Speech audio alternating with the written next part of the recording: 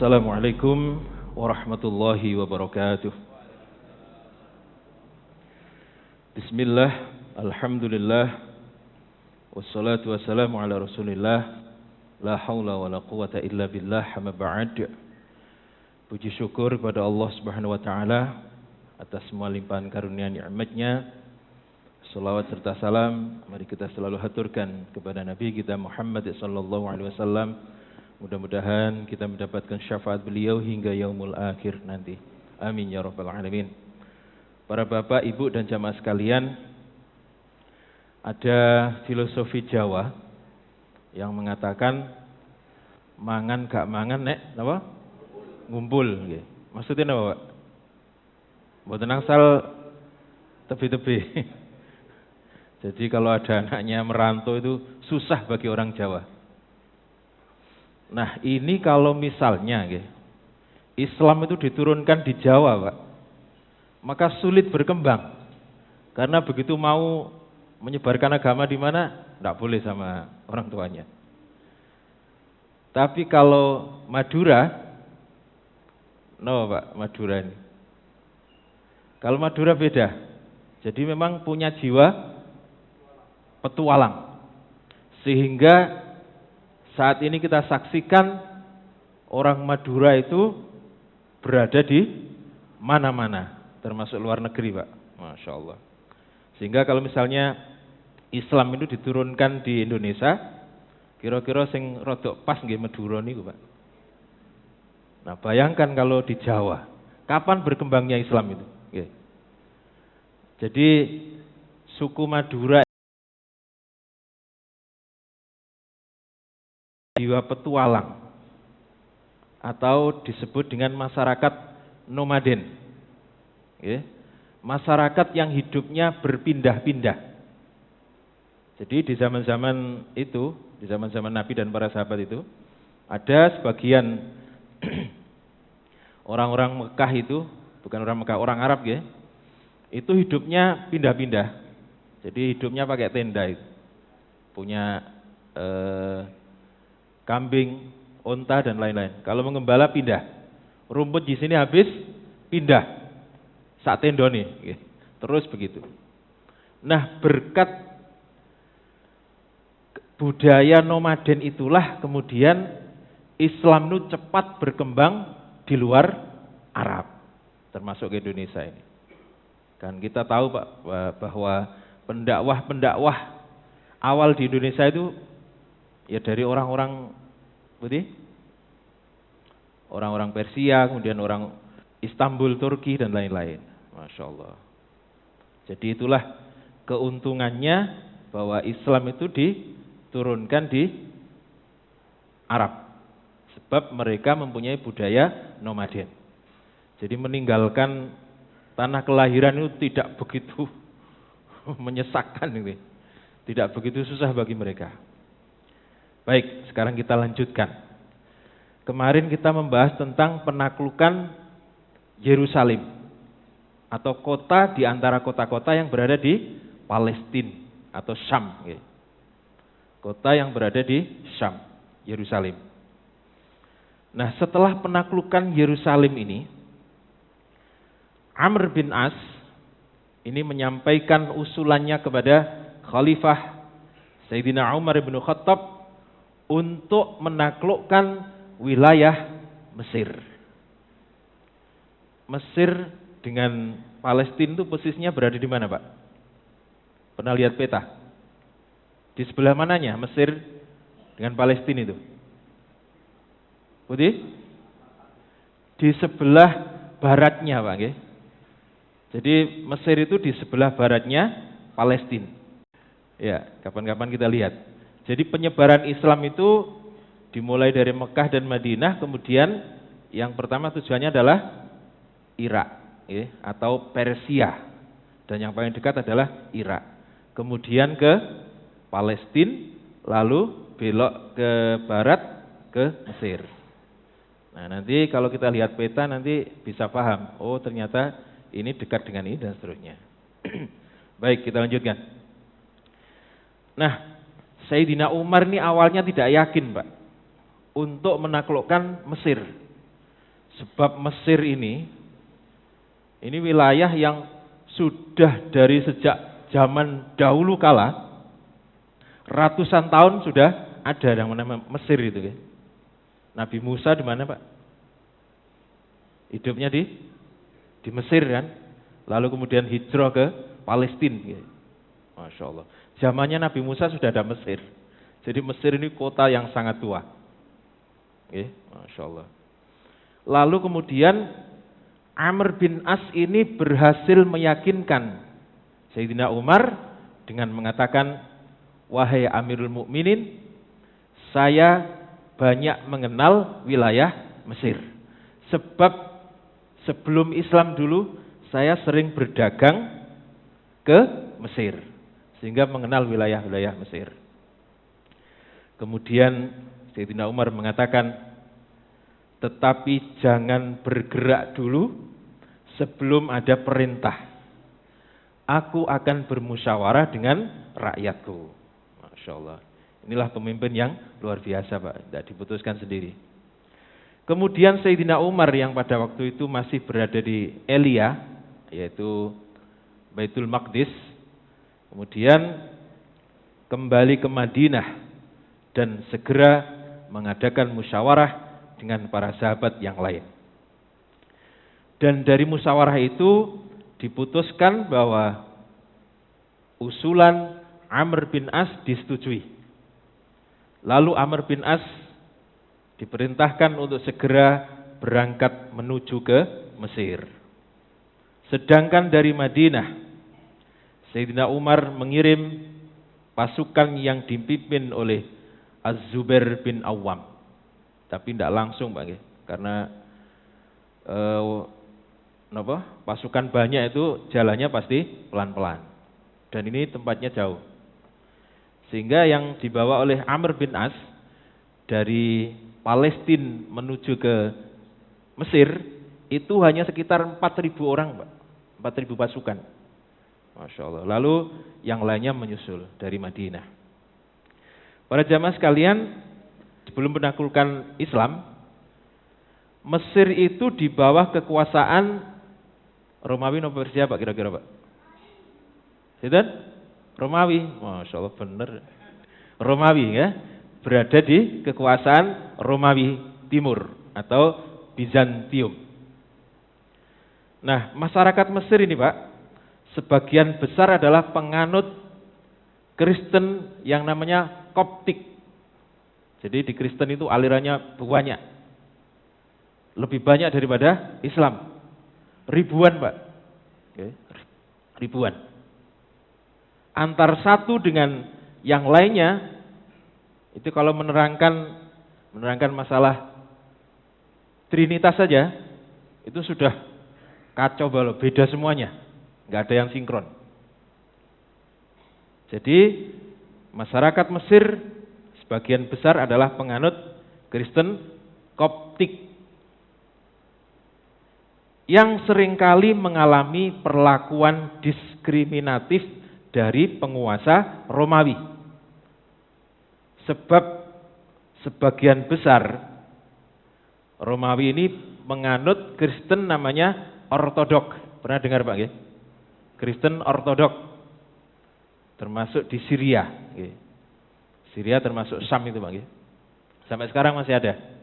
Jadi bahasanya Arab, pakaiannya juga Arab. Kalau ngomong itu juga pakai Arab. Kitabnya juga Arab, walaupun itu adalah Bible yang disebut dengan Kitabul Muqaddas. Nah, ini orang-orang Ortodok. Pujian-pujiannya di gereja juga pakai bahasa Arab, sehingga kadang orang salah mengartikan, dikira sholawat Pak. Itu sering menyebar di WA itu, dikira sholawat. Padahal itu adalah pujian-pujian. Masya Allah. Jadi kalau mereka mengawali pidato itu bahasanya begini, nashkur ilallah. Kalau kita kan alhamdulillah. Kalau itu mirip artinya, nashkur ilallah itu artinya kami bersyukur kepada Allah. Kalau alhamdulillah, segala puji bagi Allah. Bedanya di situ nanti. Masya Allah, semuanya Arab. Nah, para jamaah sekalian, ketidakpuasan ini menciptakan ketegangan sosial dan politik yang dapat dieksploitasi oleh pihak luar. Masya Allah. Dan celah inilah nanti akan dijadikan atau dimanfaatkan oleh Amr bin As. Amr bin As ini tidak hanya dikenal sebagai panglima perang yang handal, tetapi juga seorang diplomat yang cerdas. Selain panglima juga diplomat. Biasanya jabatan itu kalau panglima ya panglima, sebab tugasnya di medan perang.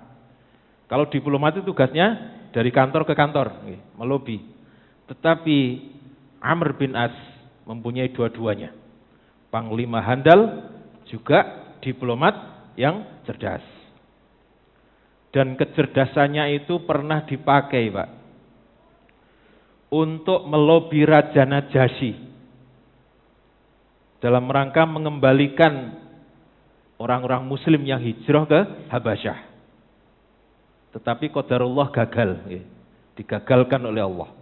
Walaupun cerdas seperti apapun, kalau berhadapan dengan Allah beda. Digagalkan oleh Allah. Dan berkat kecerdasannya pula, Nabi pernah menunjuk Amr bin As ini menjadi panglima perang. Sedangkan dia baru saja masuk Islam.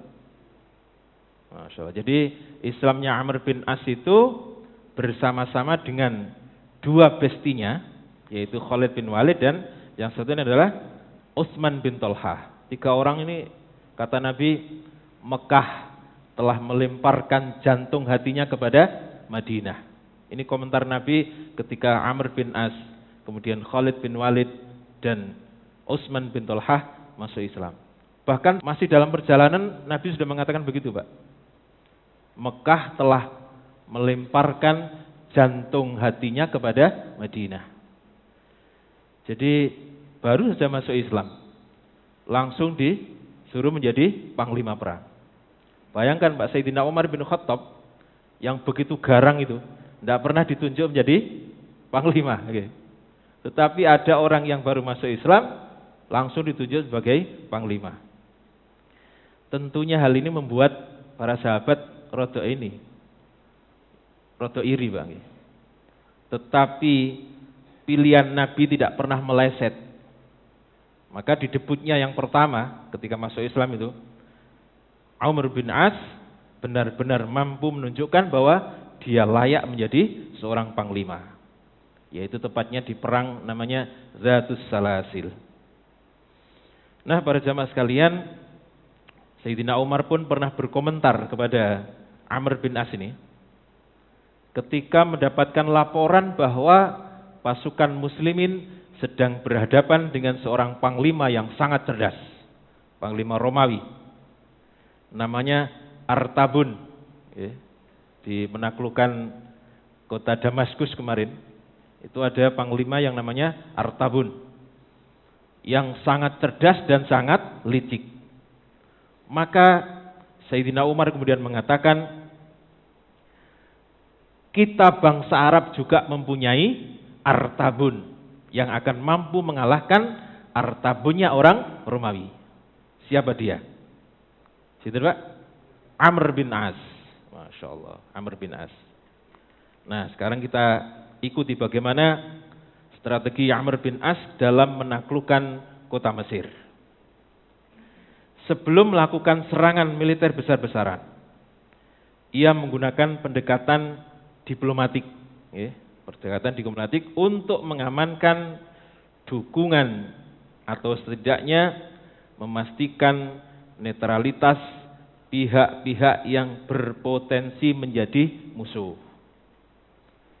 Jadi ia ingin menunjukkan bahwa kekuatan diplomasi itu sama pentingnya dengan kekuatan militer. Bahkan bisa jadi kekuatan diplomasi lebih kuat daripada militer. Jadi Amr bin As mengedepankan pendekatan diplomatik daripada militer, dengan mempertimbangkan bahwa negosiasi yang cerdas dapat menghindari konflik berdarah. Masya Allah. Lalu apa yang dilakukan oleh Amr bin As sebelum masuki Mesir? Yang pertama, jadi strategi yang pertama adalah menggunakan perjanjian damai. Jadi Amr bin As ini memahami begitu pentingnya perjanjian damai. Minimal untuk mensedikitkan atau meminimalisir perlawanan dan mengamankan wilayah yang akan ditaklukkan. Jadi kalau sudah ada perjanjian damai, maka sangat kecil kemungkinan penduduk setempat akan melawan pasukan muslim. Kemudian menawarkan persyaratan yang relatif sangat ringan kepada penduduk Mesir, seperti kebebasan beragama. Ini kemarin sudah kita sampaikan ketika penaklukan Palestina. Mereka dijamin mau memeluk agama saja, mau memeluk agama apa saja dibebaskan. Tidak harus masuk Islam. Dijamin memeluk agama apa saja dan dijamin keamanannya. Nah, tentunya ini membuat penduduk Mesir ini lebih memilih Islam atau ikut Islam daripada ikut Romawi. Sebab apa, Pak? Sebab mendapatkan diskriminatif dari Romawi karena beda paham. Yang satu Koptik, yang satu Ortodok. Masya Allah. Yang kedua, menggunakan perpecahan sebagai celah untuk masuk. Jadi Amr bin As ini memanfaatkan perpecahan internal dalam masyarakat Mesir, kemudian dia mendekati Kristen Koptik yang merasa tidak puas dengan pemerintahan Romawi dan menjanjikan keadilan dan kesetaraan. Masya Allah.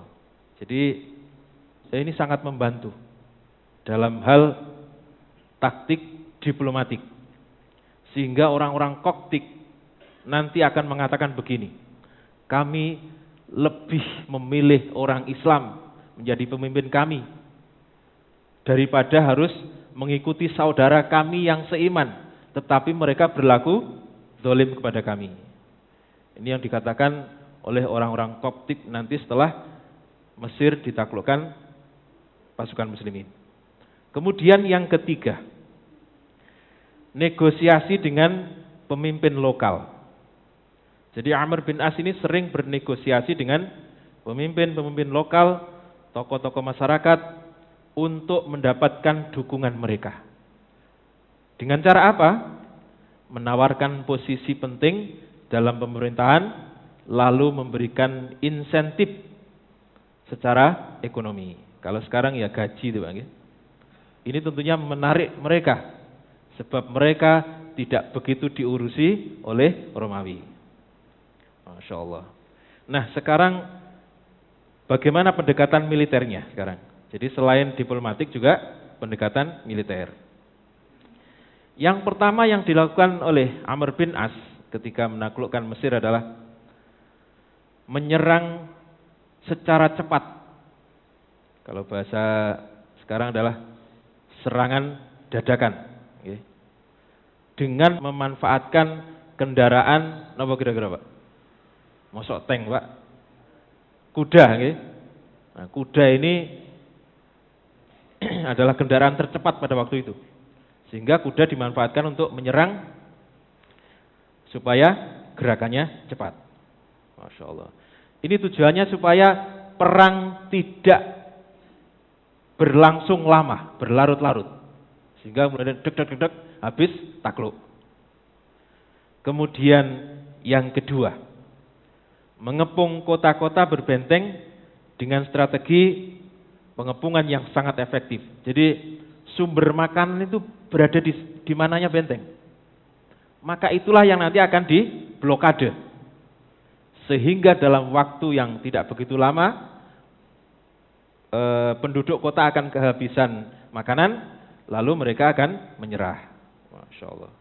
Kemudian yang ketiga, memanfaatkan medan medan pertempuran dengan memilih lokasi yang bisa dimanfaatkan untuk membuat jebakan-jebakan kepada musuh. Berarti ini harus datang lebih dulu Pak Nggih. Kalau datangnya telat ya tidak bisa melakukan ini. Seperti perang Hunain itu dulu nggih. Karena datangnya telat maka mereka kemudian tidak bisa membuat jebakan. Justru musuh bisa membuat jebakan. Ini yang terjadi di perang Hunain. Kemudian yang keempat, Amr bin As ini berhasil membuat situasi keadaan kepemimpinan yang sangat kuat. Sehingga di mata bawahannya dia adalah seorang pemimpin yang karismatik, dihormati oleh pasukannya. Memberikan contoh yang sangat luar biasa. Menginspirasi pasukannya untuk berjuang dengan semangat tinggi. Dan mampu membuat keputusan yang tepat di medan perang. Jadi di medan perang itu perlu keputusan yang cepat dan tepat. Cepat nggak tepat bahaya. Tepat tapi nggak cepat, ya keduluan musuh Pak. Itu di perang Pak. Masya Allah. Maka di akhir tahun 639 Masehi, kira-kira ini di tahun 10 Hijriah Pak ya, di tahun ke-10 Hijriah, pasukan muslimin kemudian mulai memasuki Mesir. Jadi awalnya Amr bin As ini berada di Palestina. Kemudian bergerak memasuki wilayah Mesir. Dari arah mana berarti Pak? Dari arah timurnya Mesir, ya. Dari arah timurnya Mesir. Tepatnya di kota yang namanya Farma. Pernah dengar kota Farma nih Pak? Dereng nggih? Kula nggih dereng nate. Oh ngoten nggih, wonten nggih. Masyaallah. Farma nggih. Dari kota Farma.